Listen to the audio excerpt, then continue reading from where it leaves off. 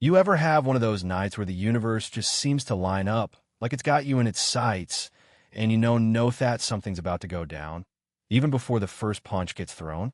That's how it started for Marcus Dean.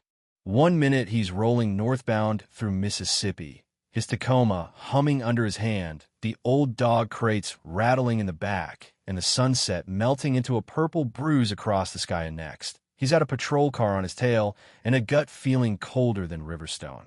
That's the funny thing about experience, you know what I mean? It sharpens your instincts, but it doesn't always save you. Officer Hadley, big man, white, the type who wore suspicion like Coloni, pulls Marcus over with a flash of lights that cuts through the dusk like a blade. No small talk. No, how's your night going? Just, you know why I pulled you over? Marcus, calm as can be, gives him nothing. Says he didn't swerve. Hadley doesn't care, never did. This wasn't about traffic laws. Not really. You could feel it in the air, something ugly crouching just behind every word.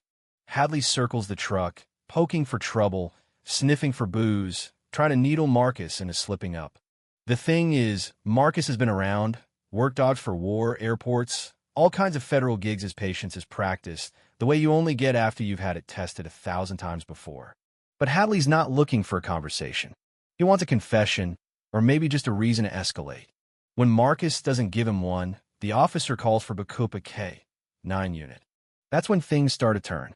Minutes later, Mercer shows up, built like a linebacker with a jaw you could crack walnuts on. He's got a German Shepherd leashed and bristling. The words K-9 stenciled across the side of his SUV. Mercer's all business, but Marcus can tell right away that this man doesn't work with dogs the way you're supposed to. He moves the leash wrong, gives the dog the wrong signals. And sure enough, when the search starts, the dog alerts. Only Marcus can see it staged. Mercer's forcing it, prompting the animal to respond, manufacturing the probable cause right there in the Mississippi dirt. When Marcus calls him out, the whole thing goes sideways. Hadley, angry now, tells Mercer to send the dog in. Marcus tries to reason, tells them they're making a mistake. It doesn't matter. The shepherd lunges, teeth sinking deep into Marcus's leg, dragging him to the ground while the world spins and the blood soaks the gravel. You ever see a man refuse to scream? Not because he's brave, but because he knows that's the only power he's got left? That was Marcus' jaw locked, silent, refusing to give them the satisfaction. The chaos is broken by a woman's voice, Carrara Vasquez, a local reporter, filming everything on her phone. Cars stop, horns blare, cell phones go up. Mercer and Hadley don't let go until they've made their point. But the reckoning's already started. See, what they didn't know was Marcus used to train dogs like that. He could read every move, every fake alert, every abuse command.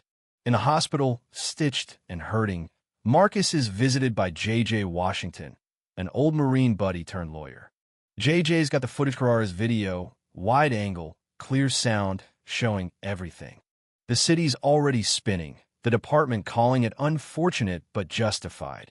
But Carrara isn't letting it go. She's digging, asking questions, pushing for answers. Marcus starts remembering the dog, Django, the old limp, the scar he knew by heart. He trained that dog years ago, taught him control, trust, respect.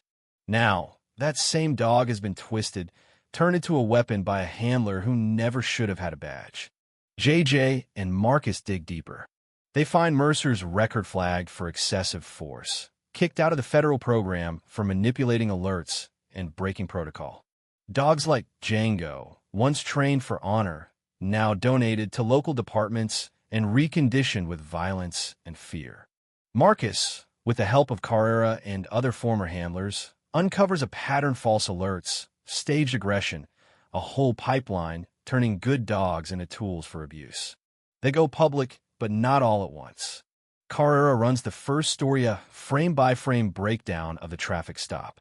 The footage explodes online, experts weighing in, confirming what Marcus saw.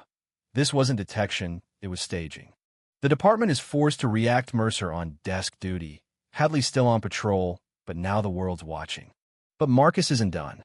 He reaches out to handlers across state lines, gathers statements, timelines, evidence of systemic abuse. It's more than one bad stop, it's a network, dogs shuttled from federal service into private hands, their instincts warped for profit and control.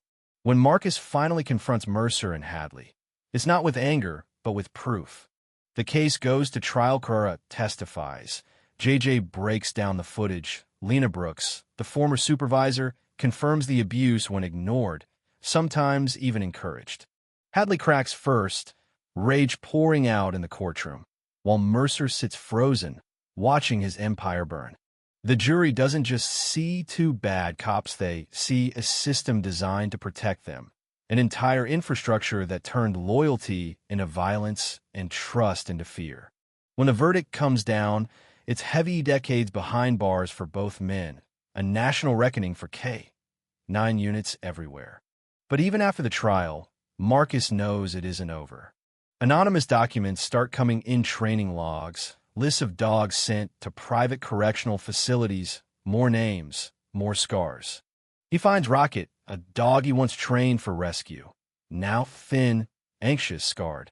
He rescues Rocket, films everything, hands it to Carrera, who publishes a story that rips through the country like wildfire. Officials scramble, investigations launch, reform finally gets real teeth. Marcus is offered a position to help rebuild from the inside, not for the headlines, but to make sure the next generation of dogs never has to unlearn violence the hard way. The new training center is nothing like the old world. Open fields, sunlight, handlers learning to lead with trust, not fear. Dogs like Django and Bravo recover slowly, their scars fading, their instincts coming back, not out of habit, but out of hope. Community events replace cages. Kids approach with open palms and no fear. Peace isn't performed, it just is. And yet, Marcus knows the work isn't done. The backlash is loud, people clinging to old illusions, calling him reckless, dangerous, even a traitor. But when a boy stands at a town hall, asking if a dog taught to hate can be taught to love again, Marcus answers honestly, yes. The room doesn't clap. It just listens. That's how change starts, isn't it?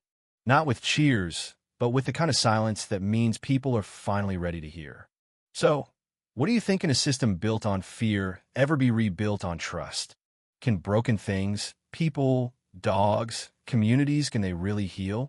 I'd love to hear your take, because maybe the story isn't just about justice or revenge or even forgiveness. Maybe it's about what we do after the verdicts, after the headlines, when it's just us, a new field, and a second chance.